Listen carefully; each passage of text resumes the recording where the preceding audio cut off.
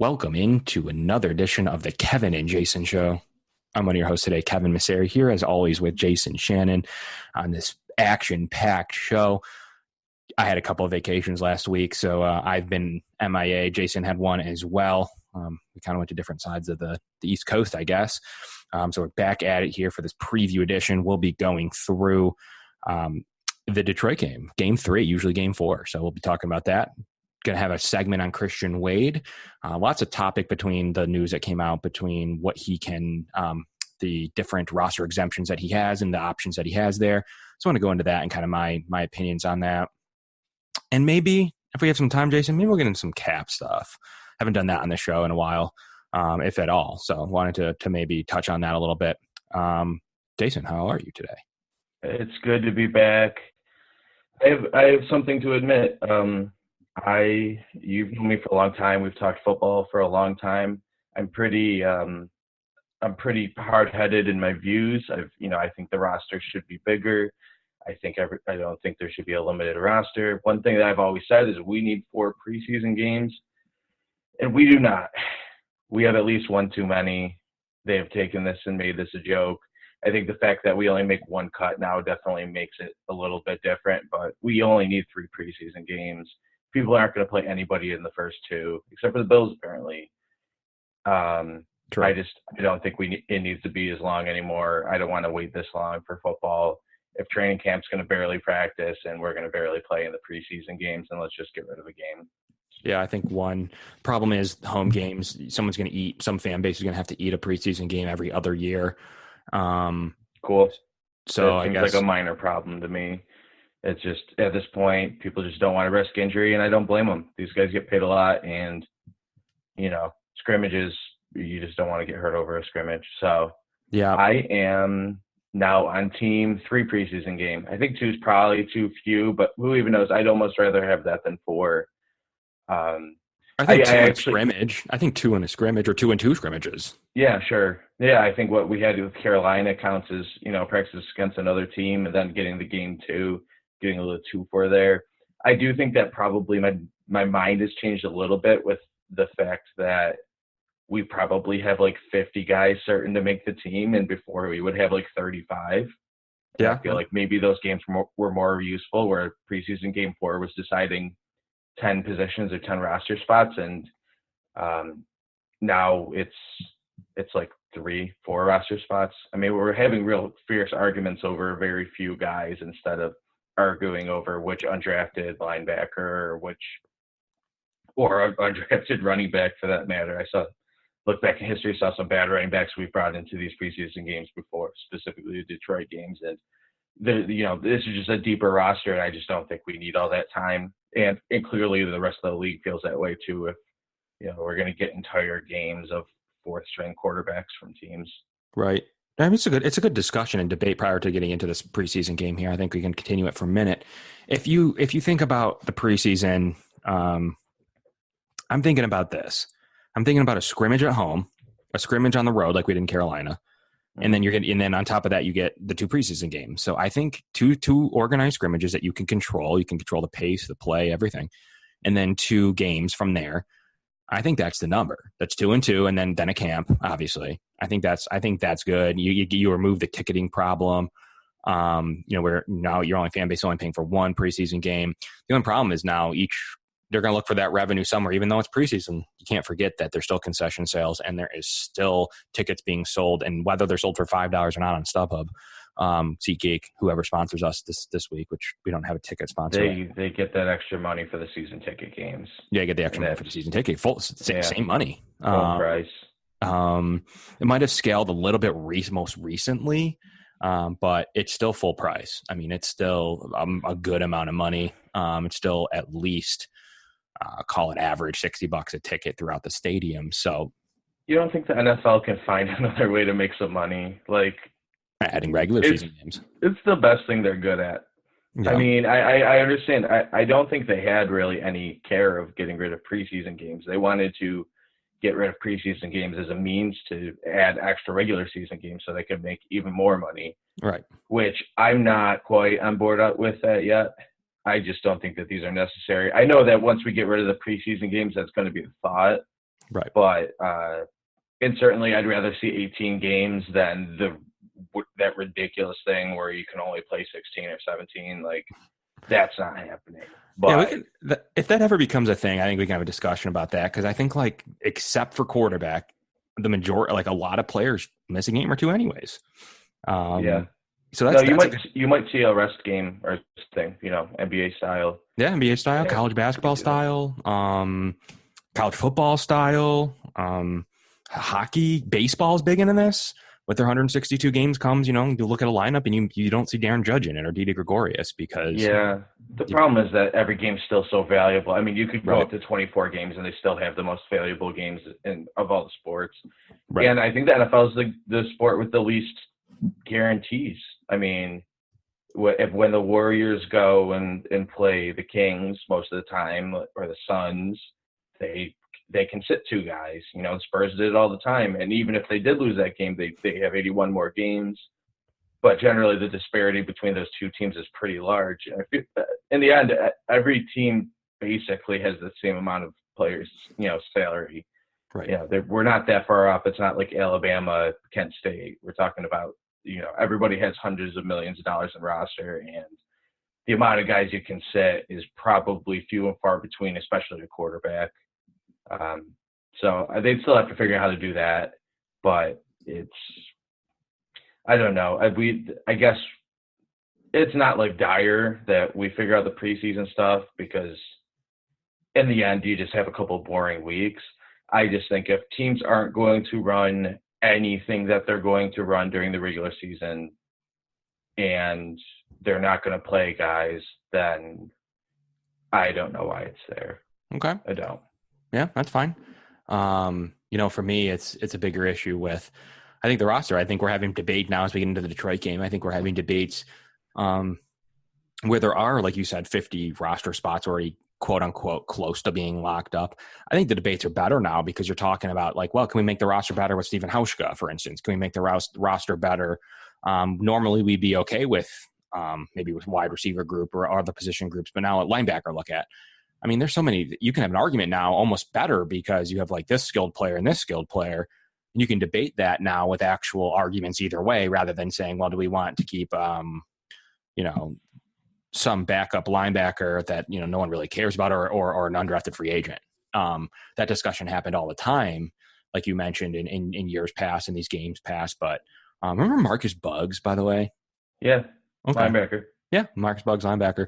Instead of debating Marcus Buggs versus, I mean, I don't know who he was competing with in the Marcus Buggs era. Xavier Boyd. Yeah, probably. They might have crossed over a year. Yeah. Now you're talking about actual players where, Mo Alexander, a really good special team, guy, and you're competing him against, call it, man, I mean, that's such a deep group. Linebacker is a tough one. But just as an example, without getting deep into the linebacker debate here, you're going Mo Alexander, you like Corey Thompson, you like Julian Stanford, you like even Deion Lacey, Voshan Joseph, Terrell Dodson's kept on this roster for a reason. Just as a position group debate, there's some talented players, and I guarantee you on this show that one of those guys is signed by another team. By the way, we're not really doing review of the last game because we're, knocking on the door of Detroit, but Deion Lacey had a good game. Yeah, he did. In that last game, it was one of the better linebackers, I thought. And I thought he was the last linebacker on this roster. I mean, even he's a guy now that's going to make a case with his special teams ability and all of that. If he doesn't make this team, being on another one, he might be forced out on the numbers at this point. But he probably showed up a good enough game there that I think we're going to get a bunch of guys signed that get cut. So 100%. I just wanted to make that aside while I was there. I got one general question though while we're here before we move on. They see these guys every day in practice. They're basically living with each other, especially at this time of the year. How much does this one game matter, or these two games matter in their decision? If one guy plays a little better than the other in the game, are they going off that, or are they going off of practice? I'm sure it's a mix, but are we even just going through the motions even in this preseason game when, there's 6 practice days in between here and the next game? I think especially we're going to talk about specifically the Bills here and Sean McDermott.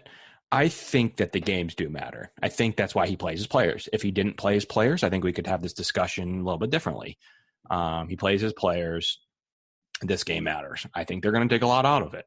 Is it going to change someone from starting or not? I don't know about how much it matters, but I do think that you can make a team.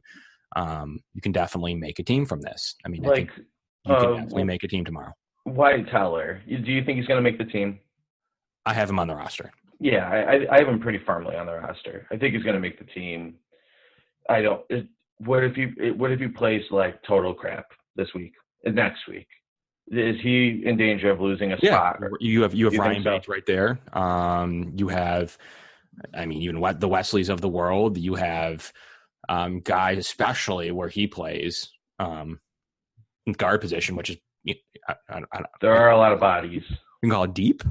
There are not a lot of guys there. There's guys there that can play football that aren't just fodder. The Ike Boetkers of the world that they've proven to really like.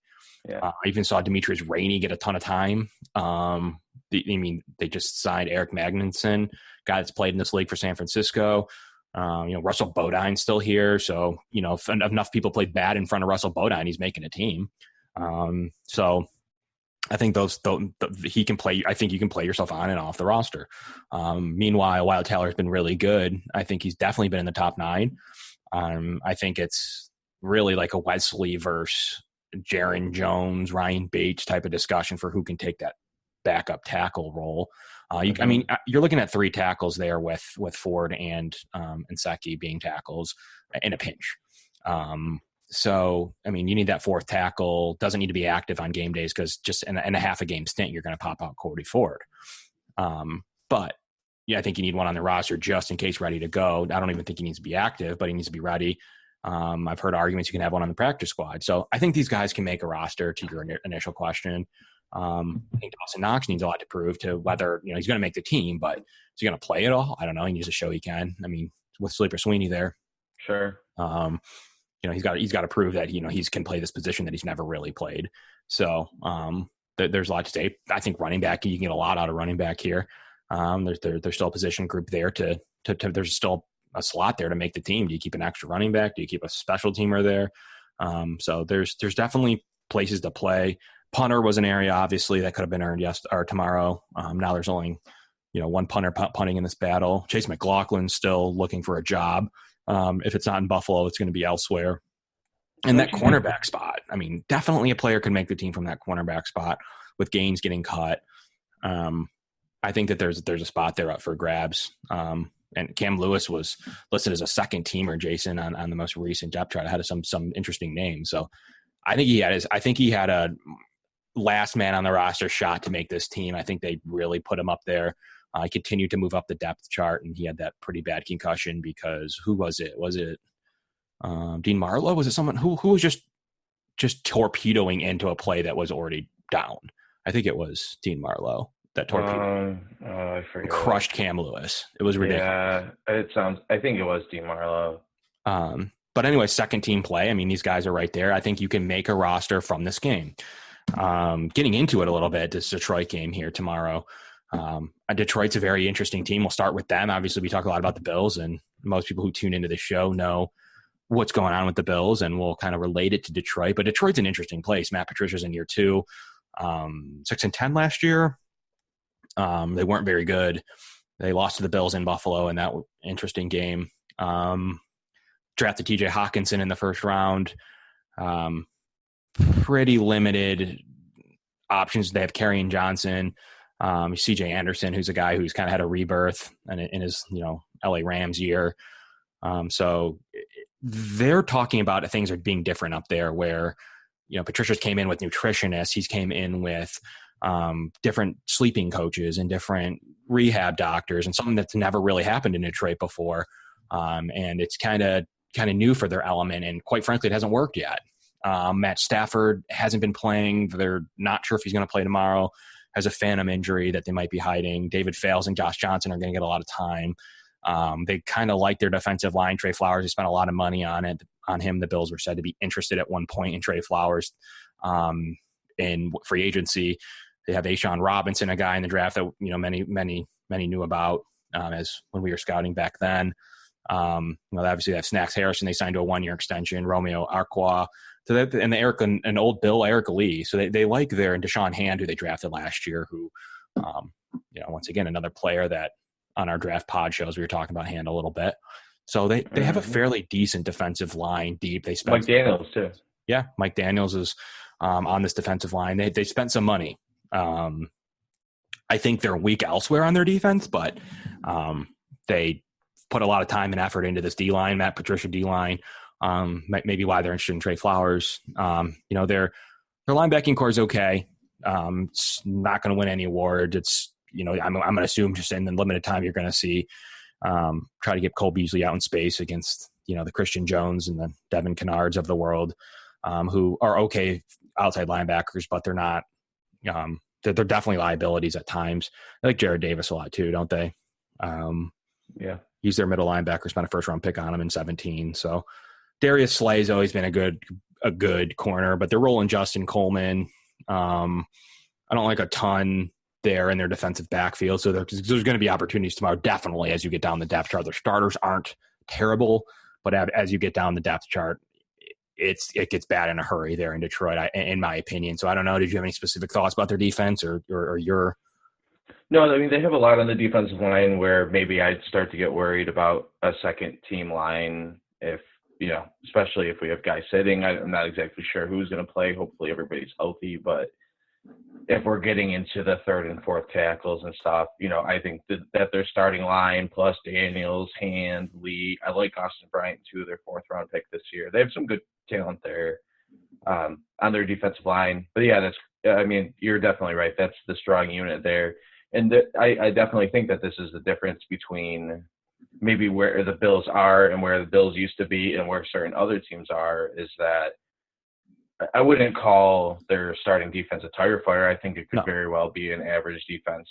But when you get down to the depth pieces, I think that they really start to fall off, especially in the, back seven where, I think that they may have overdrafted Jelani Tavai a little bit, the middle linebacker behind Davis.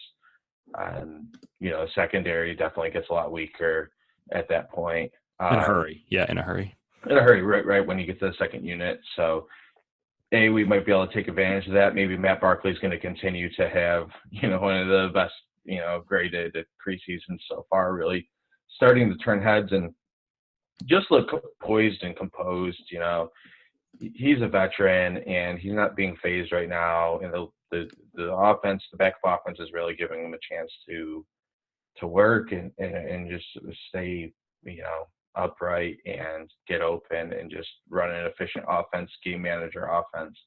So I think that's going to continue. But if I do see anything that's going to be a problem here, I think the defensive line could take advantage of us if we're weak in any area or, we're down more. So we have to move one guy in and then we have a second line where, McDermott's playing and, et cetera, Russell Bodine.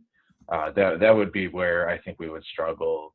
I don't know how well we're going to run the ball, but I'd like to see us, keep throwing passes because that seems to definitely have been the focus for our first unit for sure. I mean, we've come out and done entire passing drives and just got in Josh Allen in a rhythm, and I think that could continue here for sure. I mean, what do you think? Yeah, I mean, I think that they can get in a rhythm early on. And once again, I like the matchups with the linebackers, get the ball coming out quick. No reason to stand back there and look deep. Let's look over the middle. Let's try to find the sleeper Sweeneys and get Knox involved, as well as the Cole Beasleys. See if we could toss up some stuff to Duke Williams. See if we can get some snaps in the first and seconds for Duke and a couple of the other guys down the roster to see what they're going to be able to do with this opportunity. Try to get some screens, maybe to get a screen in there for the Isaiah McKenzie's like we saw last week. So those are kind of things I'm looking for. Quick, off direction, misdirection runs. I think it's going to be a heated battle for TJ Yeldon, Snorris Perry, and Marcus Who's going to fumble less? Yeah, who's going to fumble? Who's not going to fumble on the first touch of the game for the second team? Like that's, I think, a legitimate discussion. It's really weird they mix that up and then got benched. So that'll be interesting. We'll see. I don't know on the Detroit end who they're going to play in their offense. I think the defense is going to have their way. I don't know if Amendola is going to go. Marvin Jones is going to go. Matt Stafford's going to go. We'll have to see about all of those. So I think the defense could have its way if those guys all play. I don't think that they will. It might be more of a challenge for the D, but I mean, they're going to go out there and I think all you need to put in a quarter, especially your first team defense against. We'll see. They might go to half, but I mean, Kenny Galladay had his way. Was it Trey last year or was it was Trey, right? Kenny Galladay absolutely ate him up. Yeah, it was Trey. Okay. He should want redemption and for nothing else. Yeah. I think that's fair to say. So I think that there's some intriguing matchups. I think they get weak in a hurry on offense too. So I think they're kind of like how these Bills teams usually look. I mean, obviously Matthew Stafford's better quarterback than the Bills have ever really had since Jim Kelly, but especially we're going to factor him not playing or playing much. Team's not very good.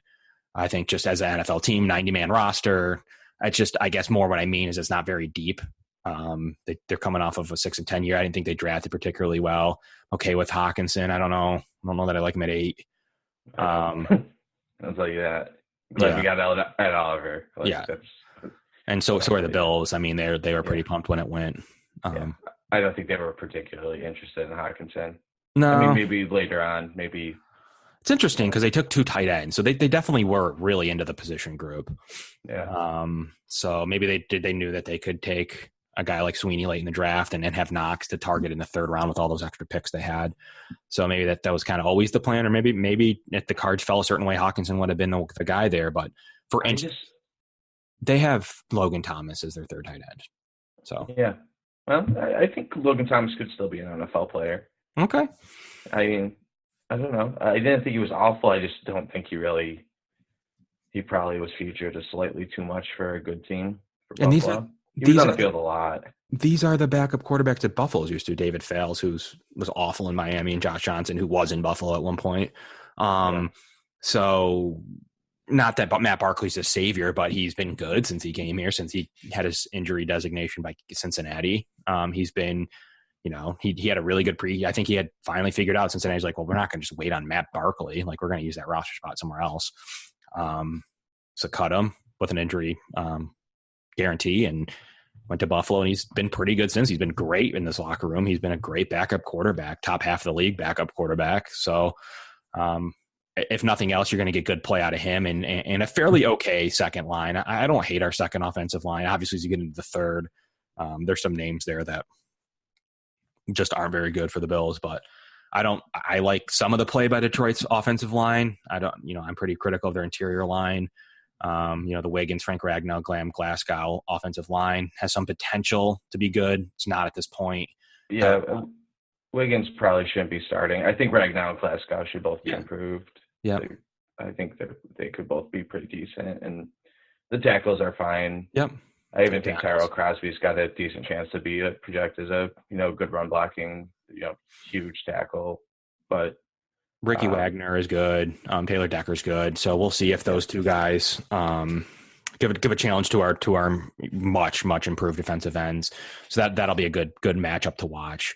So, but once again, I think the main point I'm trying to make here is that they are like Bills teams of the past, where they thin in a hurry. I mean, they're not very good. Beside a few depth defensive line players, which is the only position on the roster that's any depth. I think that they get bad in a hurry. So you might see, like you said, another good Matt Barkley day.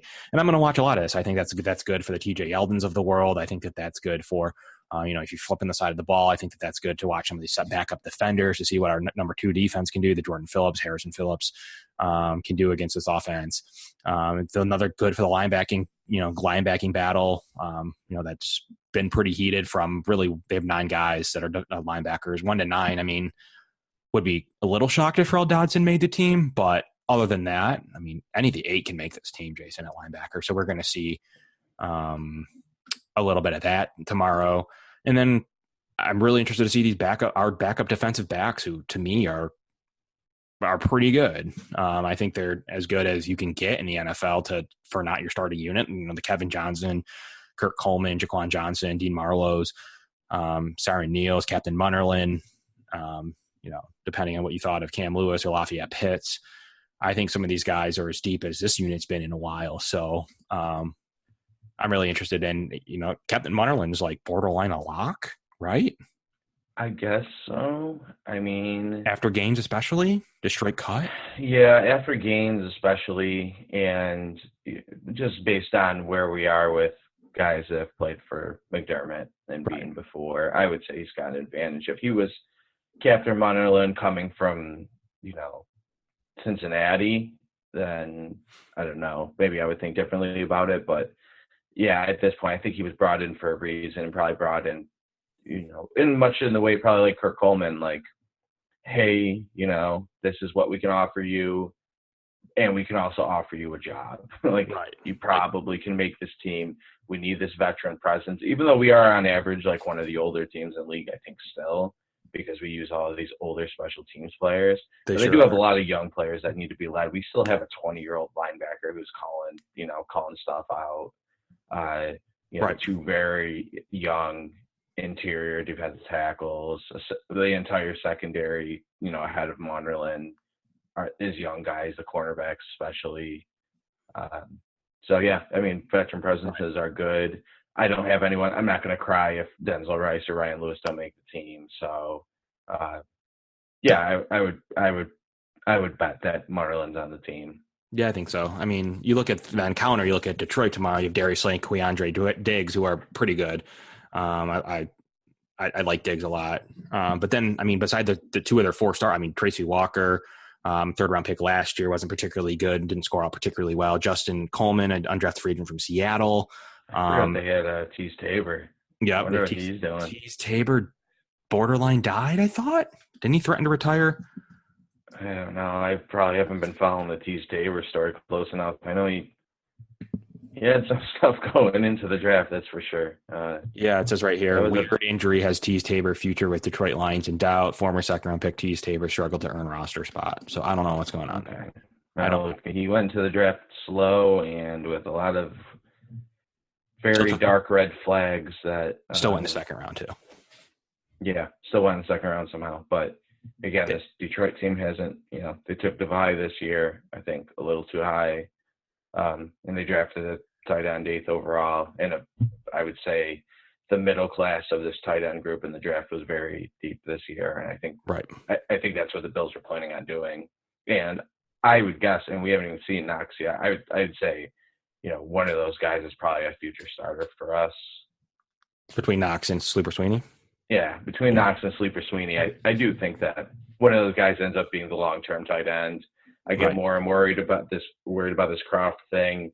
This season's probably going to be just about a wash with no practice time. He's never been healthy. He's never been particularly productive. I don't care if we fail on a couple of them. That's why we signed 18 guys this year. But I do think that we got 2 talented guys. I was really excited about Knox. Let's see how he does. And then Sleeper Sweeney's been a focal point, and I think everybody's rooting for him. And I think he's already built a good rapport with Josh Allen, and I think we get that's going to earn the spot. That rapport. Yeah. I have no worry about him making the team anymore. I don't even want to get into that. Anyways, Jason Kroom makes the team over him. Then we know what's going on there. Keith Tobridge, Kyle Carter, Nate Batt. There's nothing there for him to make the Rock. Jason Kroom hasn't even played. I don't care what's going on with him. Lee Smith does the only real quality blocking tight end. You have one, so there's really no use for Tobridge or Nate Becker. Kyle Carter, I guess, has some athleticism. He's the athletic option, but Jason Kroom's there. I just think Tommy Sweeney does it all. Tyler Croft's probably going to start on PUP anyways for 6 weeks. So then you have the Knox, Lee Smith, Tommy Sweeney. I don't think you need a 4th spot. I guess you could see Sleeper Sweeney and Jason Kroom. It's not like that much out of the question. You could with the PUP. And at the same time, I know that we have a lot of guys there. We have a lot of guys that are okay. Just like Logan Thomas and Nick O'Leary were okay. But again, thousands of guys are hitting free agency, in 2 weeks. Who's to say that, this slightly on, we have deep tight end position and a deep linebacker position, but, I wouldn't say that we have a knockout 6 linebackers or a knockout 4 tight ends. and we could cut down to 51 again. You never know. Right. Or, make the cuts early. So, you have to earn your way in the spot. You don't have, you can't just be one of the 4 best tight ends. You got to be better than all of the other options out there. And there will be talented guys, probably guys that they scouted this year that they were interested in that are going to get cut. Yeah. And Kroom's got to earn his way on the team. And I think Sleeper Sweeney's done everything that he possibly could right now. Dawson Knox, the way things go, you're not going to cut a 3rd round pick. But, Kroom's got to earn his way. Even Lee Smith really might have to earn his way on the team. I would guess that he's probably going to be on the team, but you never know. You got to be better than the rest of the league. These preseason games aren't just for the Bills; they're for the rest of the league. That's just it. And the rest of the league's preseason games are also for the Bills. McDermott overcut last year. It went down to like 51. I know. I think their first year, they cut over to like 50 or 51. He's like, I don't care who we're going to claim. I don't even know who we're going to get, but we're just cutting you. And this roster is better than that. Maybe we don't have to do this year. I mean, those years we probably had like 46 guys worth having a job. And this year I feel like we have like 57. So, I mean, I'll be interested to see what they do, but it's a competition. It's a competition with the rest of the league, and you Plus, can don't forget and get cut in 2 weeks. Like, the player for player trades that we've already done with Ryan Bates. Like, they've already designated as an undrafted free agent. They needed to trade anything they could to get Ryan Bates. Usually speaks well to them trying to make him on the roster. But think about that on August 31st, they're going to try to do another Keelan Clay, Kevon Seymour deal. I wouldn't count that out. They might designate, I don't know even what position they would maybe tackle. I don't know what position they even do that at, but tackle. Yeah. I mean tackle is the definitely the answer to that. The other one would be if they're just like, we can't trust Yeldon or Snorri Sperry. Yeah, they could maybe throw us all. There's so much running back talent. Yeah, I mean, maybe Yeldon fumbles again, and they're just like, well, we really just can't keep either of these guys. 127 college teams every year have 2 running backs on their team. Like, there's going to be one out there. We've kept Kendall Gaskins before. And Keith Ford, just as recently as last year. Yeah. I mean, I don't count out for player trades. Those are definitely 100% in the market, and that's the low end player for player. That's not even counting that maybe they go make a not a huge Jadeveon Clowney, but who knows? Like Jordan Matthews type of deal, or a better cornerback. I don't know. They go and move Zay Jones. They go and move maybe one of those running backs. Go and move one of these defensive linemen. They have shown that they're not afraid to do it, and the next thing you know, they're bringing in who knows, like another linebacker. You don't know. They're going to do a player for player trade, and if not, they're definitely going to claim a player. So yeah, I mean, we're going to make our 53s, but just like the practice squad, this year you should have plenty of players to put on that because you have good talent. Last year, I think they actually did put 8 out of 10. Year prior, they did like 5 out of 10. This year, you could make a 10-man practice squad, I think, with the talent they have. Nick Easley's, David Sills, the Cam Phillips's, the Ryan Bates, Jaron Jones's. I mean, there's a ton of talent. Nate Becker's, whoever it is that they like. That's not even counting the defensive players, Tarl Dodson's, Abraham Wallace. I could almost guarantee Dodson's a practice squad. Cam Lewis. Yeah. I mean, there's a Tyree Jackson, I guess. So there's a ton of players that they're gonna use quarterback 3 at practice squad, most likely keep a roster spot. So there's a ton of talent on this roster that, especially that tight end. They're definitely keeping a Nate Becker. Like, I don't know what it is, but they're keeping Nate Becker on the practice squad. Those guys have practiced well too. Nate Becker. Yep. Yeah, that could definitely happen. Those guys probably aren't fighting for roster spots, but practice squad spots they are. And just to go back to guys at the places we're going to be waiting in the free agency pool, that really might happen at kicker or punter. Yeah. I mean, 26 punters are going to get released and, 20 kickers. And I would say that we don't feel 100% about either of those positions right now. I would say so. Yeah, I would say so. I think that's fair. Yeah, I I think mean, that's fair. maybe Chase McLaughlin's the guy that they're thinking of, but I'd say there's a decent chance that there's a guy on another roster that they like more than him. I wouldn't say that's out of the question. And it's not like a kicker's got to learn the playbook and stuff. You know, you bring the guy in and he hits the ball that's held for him. So I mean, I just was listening to Greg Thompson and Pierre Louis Jacques talk about kicker, and I guess apparently they stated that those are the only two field goals that Hauschka's missed. I mean, in preseason, and they just happen to be in the game, like in all of training camp. It's tough for me because it's not a thing that just happened this year. He was awful at the end of last year. I know he took that hit. I'm not discounting that. I was very vocal on how cheap of a shot that was. he looked very injured last year, which makes me worried about this year. Because He he went doesn't look 50% down the hurt. stretch. He didn't just miss one kick or two kicks. He went 50% down the stretch. He's awful. If he was another kicker, he would get caught. So, and then you come into this year and you've had, I think is he 2 for 4 or 1 for 3? I don't even know what the official breakout is. It's preseason. It's not good enough. Yeah.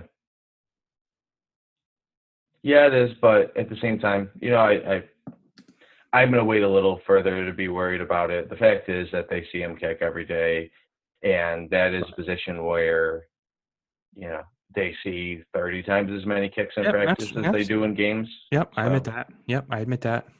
Just want to see it when it matters. So I think it's a big game for him. I don't think it's something to watch. I said that last week. I still don't think he's cut, but I think he's can't keep missing kicks. Sure. I can't go 50% down the stretch over the last 6 weeks, and then 6 or 7. I forget what the exact weekage was. It's only 6, and then go 50% in the preseason. And just like, yeah, whatever. Pay this guy $3 million. Who cares? I think that's something to watch, and if not, it's definitely something to watch early on in the season. So I think kicker something I'm watching. Kicker, punters always, and you know, Corey Bajorquez is the only punter tomorrow. So something to watch out for. But Jason, I wanted to get into one final segment here, and that's Christian Wade. Sure. I think it's a good topic. I think it's a great topic, even because there's so many options with this guy. He came in, pretty much everyone was just a shoe-in for this. I mean, I guess when we first signed him in third preseason, he had the speed, and he was just pretty much a shoe-in for that 11th exemption spot. Free player, playing with house money, get him in going next year. There was really never too much of a discussion until 2 weeks ago. Call it. The guy was, you know, born in 1991, which would make him 28. The discussion's good because I think he can get claimed. Now, listen to me, because I don't think every team is as deep at running back as the Bills are. Now, do the Bills have top end talent at running back? I don't know. It depends what you consider LaShawn McCoy, Devin Singletary, and Frank Gore. I personally think it's good. It's not top end anymore. Devin Singletary is kind of the wild card there. But it's deep. You know, you have we're already arguing TJ Yeldon and Snorris Perry, but Christian Wade. I think we have 4 NFL running backs. Okay, fine. Yeah. I think it's a fine way to put it. Which I call it rosterable deep or whatever. Just same thing at, you know, guard. The discussion, though, is Christian Wade. There are teams that aren't like that. I can tell you that straight up, that there are someone that says, Jason, you are a hater against the 7 inactive spots in a game day, but unfortunately it exists, right? Yeah, unfortunately. Now, I'm just looking at Arizona. They play David Johnson, Chase Edmonds, and TJ Logan. Don't have a single thing behind that. Not a single player. They only have 3 guys on their entire roster? No, but Dante Strickland, DJ Foster, and Wes Hills. They could use another running back. Right. Main point. And that's giving Chase Edmonds and TJ Logan credit. Maybe they've been good this preseason. I couldn't tell you. I think Chase Edmonds has been. TJ Logan's probably more of your special teams. Probably. Maybe a little bit of a receiver type guy. There's room for a running back on there. There's room for a running back, especially when you keep an inactive player anyways, okay? You're keeping an inactive guy. It's basically 7-man inactives are basically practice squad 1s, and then your practice squad 2s are your guys that can be plucked. It's essentially, once you start getting injuries, this changes a little bit, but off the bat, it's really just practice squad one. I mean, it's just guys that, you want to stash, that have value if an injury happens. I mean, that's what they are. They step in when an injury happens or someone's bad. So I think that a guy that's shown to take it 45 yards every time he touches the ball, and in a play where he was tackled but made rugby moves, and is only getting better, I think he's got a chance to get claimed by a bad team or more specifically a bad running back room. And there are plenty of them. The Bills have had them. This isn't quite the year that they've been awful at it. I mean, just look at like Green Bay, for instance. They just carry Aaron Jones and Jamal Williams every year and just nothing behind that. So I just think that you expose him to waivers, he's going to get claimed. And if not, I think he's definitely 10-man practice squadable, meaning not using the exemption. I wouldn't agree to the exemption if I was him. He doesn't. Okay. So originally everyone said Christian Wade doesn't have a choice. He doesn't have to go through waivers. So I was like, that's wrong. No one doesn't get. There's no exemption to not have to go through waivers. That's not a thing. That doesn't sound right. There's no program that would ever allow for a player to not go through waivers. Okay. So let's say he doesn't get claimed, clears waivers. There's no program that says he reverts back to Buffalo's 11th man exemption spot. He gets to choose a 10-man practice squad. Now, say that doesn't come, including the Bills. He can then be placed on the 11th man exemption to continue to stay in the league. Okay. I don't think the main point of this is I don't think he gets to the point of the 11th man exemption to play in this league. I think he's 10-man practice squadable and then have the option to be pulled up or called up by anyone, because he can, any team can call a practice squad member at any point in the year. I think he's regular practice squadable. And he can pick his team that has the best chance to make a roster, and it might not be Buffalo, Jason. So what's your opinion on what to do with Christian Wade, and how do you handle the situation of someone that's shown some promise?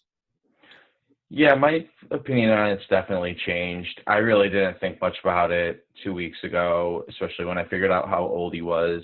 Right. I still don't think he should make the team. I don't think that he helps much in real NFL snaps.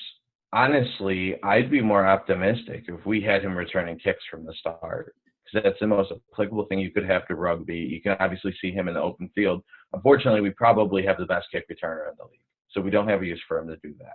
Right. I would have liked to see him start to practice do that. Especially last year. Yeah, I mean, there's so many other years where it's like we would have had the extra running back spot where I would have been like, whatever, put him on the team. I don't care. Like, make him the 30th man on the team. Our team sucks. Or have him as a kick returner when we just don't have a kick returner, and just see, just let him be an athlete and let him use his rugby skills. Because you could tell from the pass reception where that could translate for sure. I mean, or if he had an open gap and he had it on a kick return, he'd be gone. I think that's his most obvious transition to the NFL. Running back's a difficult position, and it takes a lot of vision, and there's a lot of technique. And to be honest, like, you got to play football your whole life to be in the NFL. Like, pretty much with all examples, guys don't just come to the league and 0 years experience and be successful at 28 years old. Right. Anyway, so I don't think he makes the team. I don't think he should make the team. I have changed my mind. I think there's a decent possibility that a team could pick him up, could even roster him. They saw those plays and they saw those athleticism, and they're looking at it like they would in a combine or something, of maybe an underproductive player who has the speed and who runs a 4.3. Like, those guys go all the time who underproduce. So I think that could happen. And I absolutely think that we should just put him on the 10. It's the practice squad. We don't need that extra spot. I would make sure that we get him on the practice squad. I'd even give him the opportunity. Say we suck. Say we're 4-11. Put him in a game, so we can make that decision next year. Like, that spot's just not worth it to me. Like a 53-man roster spot is. That we rotate the last two spots on that all the time, anyways. Keep them in the building. Possibly give them a chance if things come worse to worse, or even a specific game plan situation, or you have them return kicks if you have an Andre Roberts injury. I don't know. I just think that he's clearly not ready. His future is probably not that bright considering his age. Like, he's 2 years away from basically, where running backs are shot. And not to say that he's had the collisions that a running back has because he hasn't played football, but he plays a sport with 0 pads and got out of that. I'm sure he doesn't have 0 miles on him. So I don't know. I just think it's an interesting situation, and it's a fun one. And I do hope that we get into a situation where we get to see him do it again, and we get to see him do it during a real game, or even during these preseason games. It would be fun to see him have a play like he's had the last 2 weeks. Right. But as far as that goes, I don't know. People, I get it. It looks good, and you see that, and man, I'm just like, man, I wish he found the sport when he was 22, because that kind of athleticism that he showed on that reception was great. The run was wide open. He would have fumbled the ball if he got touched within the first 5 yards of that play. He doesn't even know how to take a handoff yet. Like he provides almost nothing on a play-to-play basis for the Bills. But maybe if you stick him in the practice squad and it's week 9 or something, you think, well, here's a creative way that we can put him in for 2 plays. You know, maybe you have time to think of that. There's a specific matchup. They got slow linebackers or whatever. You have this play you can guarantee you can get him in space, or he starts to learn football more. You have him run down on kicks. Like, the possibilities are endless. I just think that he is not there yet in his 3rd month of football. But I do think we should try to retain him, under the circumstances that we can. Right. And I think that he's shown enough to be more than an 11th man exemption, because you're going to sit there and argue the 10-man practice squad is that valuable for you. Okay. Then if that's the case, probably never going to change your mind. If you think that they're a 10-man regular 10-man roster spot is that valuable for yourself, that you don't think Christian Wade's shown enough to be on that, we're probably not going to agree on the topic. Right. But to me, I think he's everything you're looking for in a 10-man practice squad. He's already 28. Like you've mentioned a couple of times, let's claim he has 3 years left. Okay. You're going to punt one of them away. Why not throw him on the practice squad, or at least do the guy right? Because if you throw him on your 11th man, he's stranded. You're just doing that to strand the player, right? Why else? What's his motivation to get better? Right. To work at it. Like maybe next year he gets another chance to do the same thing that he did this year. Like, yeah, I think that's a great point, actually. I do think that provides some motivation for him. He's probably clearly a motivated person, but that's an extra one.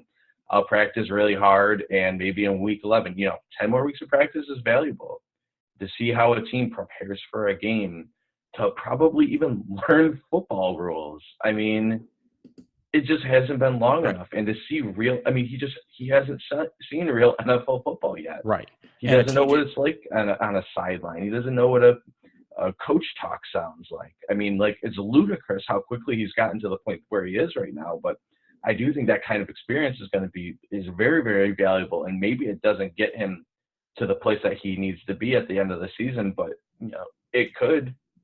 And I'd rather have him there than Marcus Murphy. I don't even know if Marcus Murphy is eligible for the practice squad anymore. I don't think he is, but I'll take that kind of potential. But right now, our 53 is too valuable. Yeah, I'm fine with the 53 debate, and I'm admitting that there's not a space for him on our 53. I think I'm making the argument there's space on him for 53 somewhere else.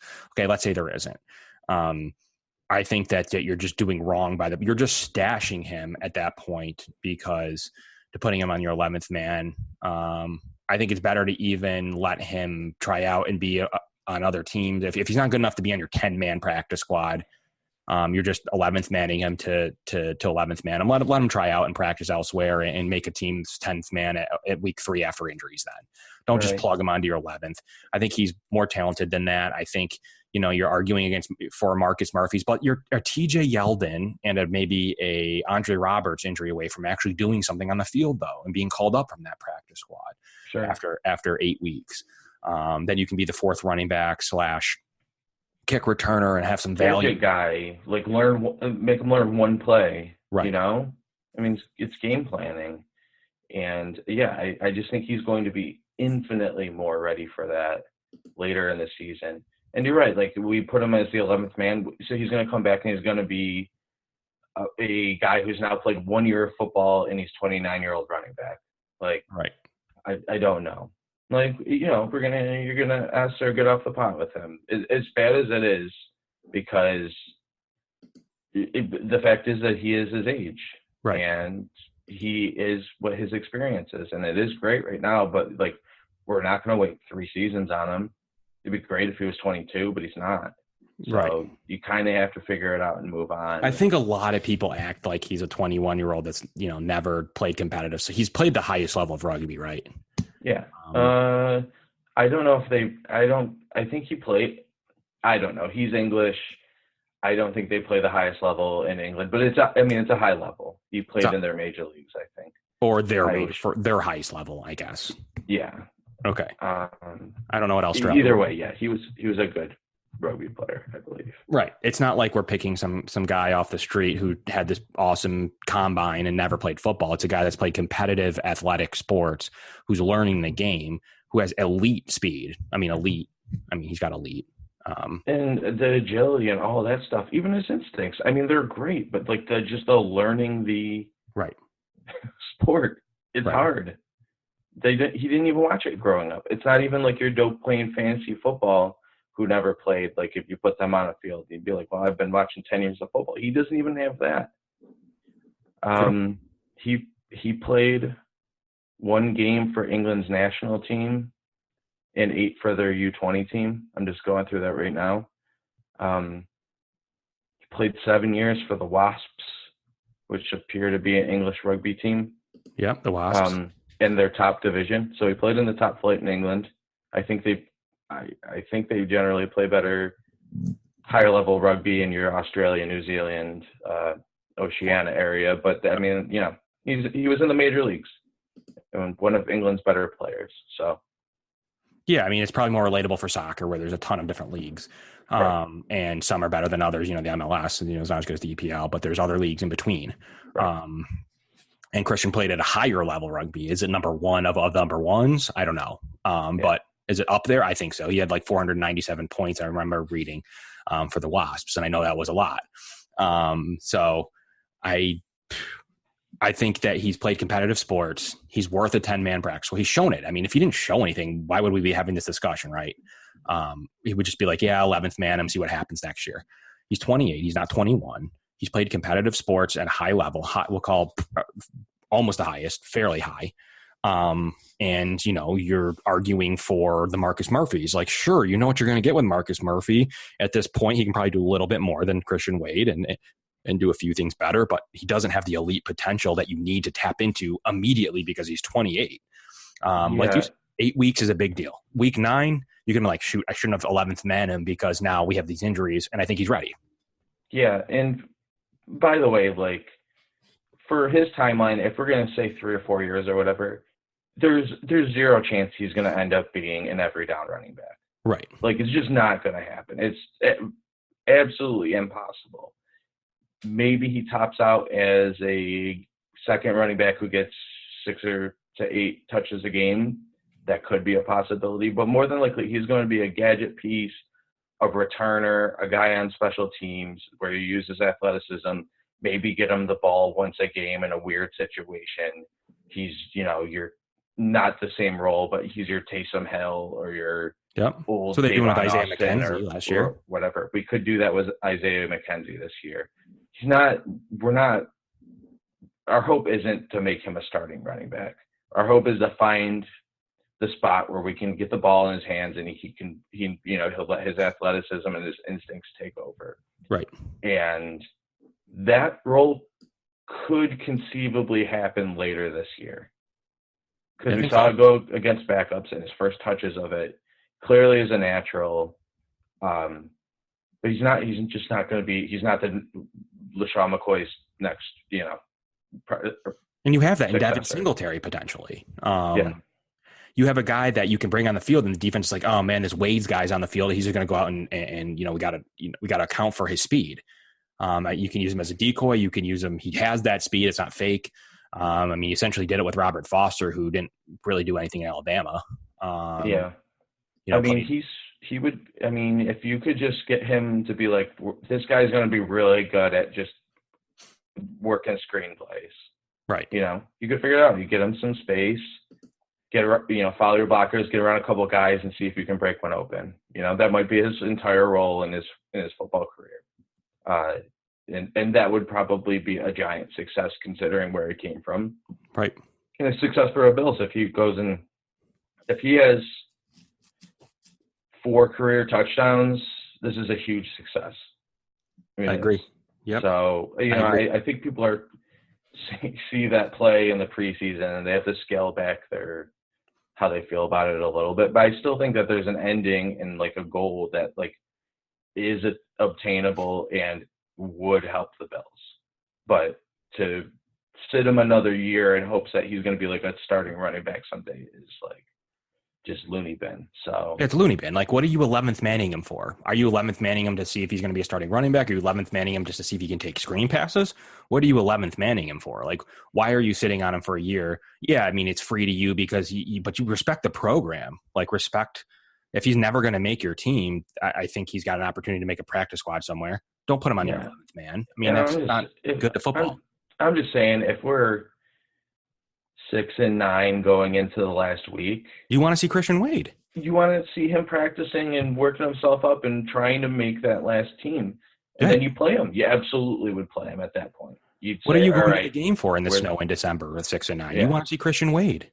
Yeah, and you're like, all right, we're in the last game. We're not making the playoffs. Sonoris Perry's gone. Like, you don't have a future with this team. Let's go see Christian Wade. Let's get him the ball 8 times. Right. Like, we have to make that carrot exist. And I don't care who you are on earth. I wouldn't want to be the guy waiting to be a 29-year-old running back next year with no possibility of actually participating in my profession. I think you lose a little bit of motivation doing that. So I want to make sure that the opportunity is at least there, even if he never gets off of it, even if he's never ready. Whew. I mean, Jason, what a topic Christian Wade is. I think it's fantastic. I really didn't expect to get as into it as everybody else is. Fantastic topic. I got caught. It's a fantastic topic. It's a really good. I mean, I want to see him with the 2s tomorrow. I don't think he deserves to be with the 3s. I want to see him with the 2s behind an offensive line and Matt Barkley. I want to see him with the 1s. We're not going to go from the 3s to the 1s, but I agree. I agree with you. Yeah. I just want to see what it looks like against guys of actual speed.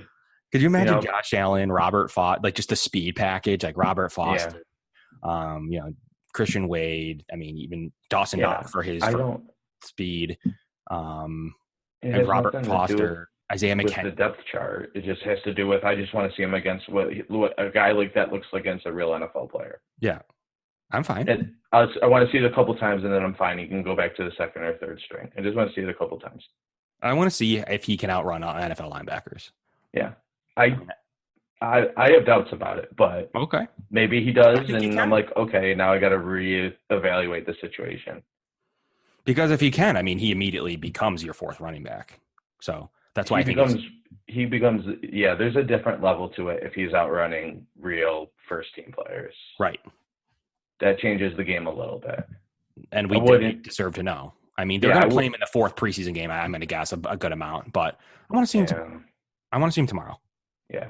I want to see real players just for a few plays. I'm good with that. So we're going to bring this topic up again just because we'll talk about Wade. We'll kind of recap this conversation just a little bit on and the next show to see if there's anything to talk about, but definitely worth having a conversation before cuts again next week, and definitely worth after the 4th preseason game. So I think Christian Wade's a good topic, and kind of monitoring his progress and where he is, if he does get stashed on that 11th man, or if he gets a 10th man, if he's on another team. It will be interesting to watch.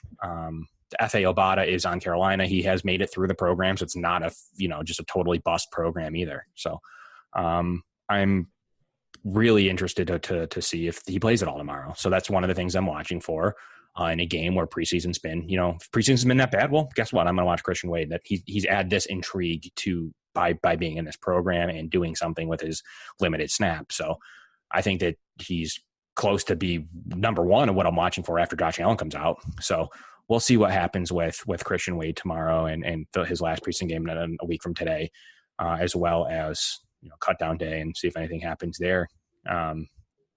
Because who knows? I mean, who knows? Could make another 53. Could be fantasy relevant at some point in the future. Maybe he's just a practice squad guy. I think that's what makes this debate so intriguing, is that there's just like from never going to make a roster ever, never going to make a practice squad to like could play in the league. So I think it's really intriguing. But Jason, this was a great show from the preseason breakdown.